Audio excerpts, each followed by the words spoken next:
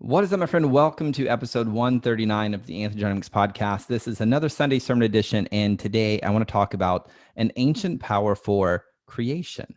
Now, we're going to go down the rabbit hole a bit today, and what I have to say, it may be a bit controversial, but if you want to unlock limitless ambition and embody your potential, sit back, relax, and enjoy the show.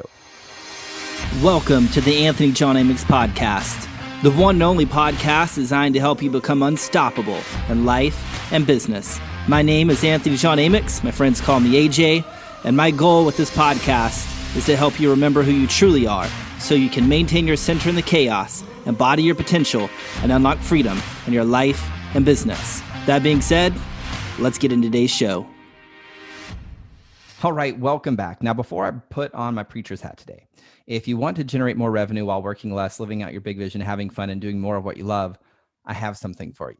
Every single week, I set aside a few hours to talk with online entrepreneurs about what's working, what's not working, and really help them create a plan to create their visions faster. So if you want to grab one of those times to talk with me directly, go to talkwithaj.com. It's 100% free. Normally, I charge up to $1,000 for a strategy session with me, but since you're listening to this podcast, I'll hook you up with an opportunity to get on a strategy session with me directly. Now, I'm going to warn you, don't book the call if you're not serious about creating results, because we're going to dive deep and together we're going to find what's the thing that's preventing you from having the results that you want in your life right now. So if you're an online entrepreneur, you're driven, you're hungry, and you're ready to create your next level results, go to talkwithaj.com to grab a time to talk with me. Now, with that being said, let's go ahead and get into today's topic, ancient power for creation. Now, I was working with a student inside Project Shift, which is one of my programs this past week, and he was really working through some deep inner transformational stuff. And, this guy had worked with therapists, he had tried psychedelics, just all kinds of various healing modalities, just a lot of different healing stuff in the past. And he was into the third week of Project Shift. During that week, it's where we're helping guide people to really unlocking the hidden power from their past. And there's just a lot of big emotions that are really coming up for him, a lot of anger, lots of sadness. And he was terrified of the big emotions.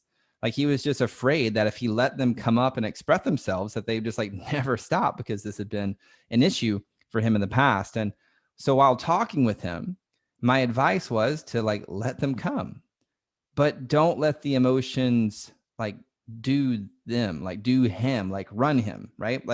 Had to remind him, dude, you're the one who's always in control. Now, while talking with him, I was reminded of something. In John 14, verse 6, Jesus told Thomas, I am the way, the truth, and the life. No man cometh unto the Father but by me. Now, see, for me, Jesus represents the human embodiment of pure, unconditional love, the type of love that can hold the space for all of the colors, the type of love that can be with anything, any person, any emotion, anything. Now, for the student, he was trying to make meaning of the emotions. He was creating stories around, well, what if this or what if that? When the truth was, I am sad, I am angry. And the truth for him was connecting to his truth, surrendering to his truth, and then choosing to lead that part of him. See, I see a lot of people, right? A lot of people have experienced things in life that they don't want to remember.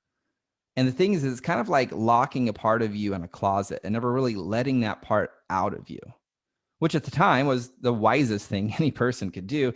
Yet now in the present moment, that way of being isn't serving them anymore. It's keeping them stuck. It's keeping them stalled out. And that was what was happening with this guy. And I helped remind him, I am the way, not me, not me. This is the scripture. I am the way, the truth, and the life. No man cometh unto the Father but by me. Jesus' words. Now, let me break this sentence down for you, because once you understand the depth of this sentence, it may unlock a level of power for you that may transform your life from the inside out. Now, one of my favorite authors, Neville Goddard, he published a book in 1941, and it was called Your Faith is Your Fortune. Amazing book. Fantastic book. The book transformed my life. It's transformed the lives of my clients.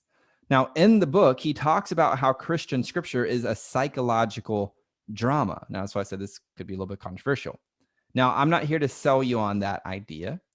Rather, I'm here to invite you to consider a different perspective that may open up some new possibilities for you if you're open to it. If it does, fantastic. If it doesn't, it's cool. Just discard what I'm about to say. No harm, no foul. So in the book, Neville talks about how the Father is your conscious awareness and how the Son is the impression made real. Now, he puts it in better words than that, but that's my attempt at putting his words into my words so we can have this conversation. So when Jesus says, I am the way, the truth, and the life, no man cometh unto the Father but by me. What I hear is no man can make his conception of himself reality but by aligning with I am. Now, in the case of my student going through Project Shift, he wasn't going to convert the pressure that he felt into fuel for his potential and purpose until he connected to the truth of I am. I am sad. I am angry. And in that, he didn't have to make it mean anything. It could simply be sadness or anger or whatever. Now, why am I telling you this? Because a lot of people find themselves depressed only because they have repressed their desires. And they repress their desires because of the stories and the meanings they've created around what they feel. Now, I understand some who experience depression is like, for a lot of people, the hormonal thing potentially. So I'm not trying to downplay it. What I am saying is a lot of people repress their desires because of the stories and the meanings they've created based upon their upbringing, their culture, their parents, society, etc. Right? And when we repress our desires, we feel depressed. And the only way I've found to access a limitless power for creation is by connecting to the simple truth. I am the way, the truth, and the life. And for many people, this is vastly different than anything they've heard before because they've been trained that the only way they access power is by praying to the Jesus or the God outside of themselves. They've been trained to shut down their feelings, to sedate them, to mask them, to repress them. They've been trained to resist the very thing that holds the potential to set them free, which is the truth. I am sad. I am angry. I am afraid. I am whatever. And the main thing I want you to take away is that all of those things don't have to mean anything. They can simply be. And you can simply express them in a healthy way, in a way where no one gets harmed, including yourself. And when you learn to connect to the truth, moment by moment by moment, without making it mean anything, and surrender to the experience of that truth, moment by moment by moment, without making it mean anything, what I found is you access a level of power that allows you to create outcomes faster than you ever could. And more than that, you find inspired action and flow. So my hope is that you see a big part of powerful creation is rooted in the ancient truth of I am that I am. And when you're willing to settle into that truth, when you're willing to adopt that truth, when you're willing to embrace that truth, you find that you can cultivate certainty and uncertainty. And the student that I mentioned earlier, he found his power in the bottom of his sadness. He didn't cry for weeks on end. Instead, he experienced his sadness and then led himself out of that pit and found a level of power he had never experienced before, which translated into leveling up the connection that he created with his wife and the certainty that he brought into his business. So my invitation to you this day is this. Where in your life, where in your business are you creating stories and meanings? Where in your life, where in your business are you running an endless loop of stories and meanings that are doing nothing more than adding more and more pressure into your life? And what may be possible for you if you allowed yourself to connect to the truth of I am sad or angry or whatever, and not allow yourself to make it mean anything?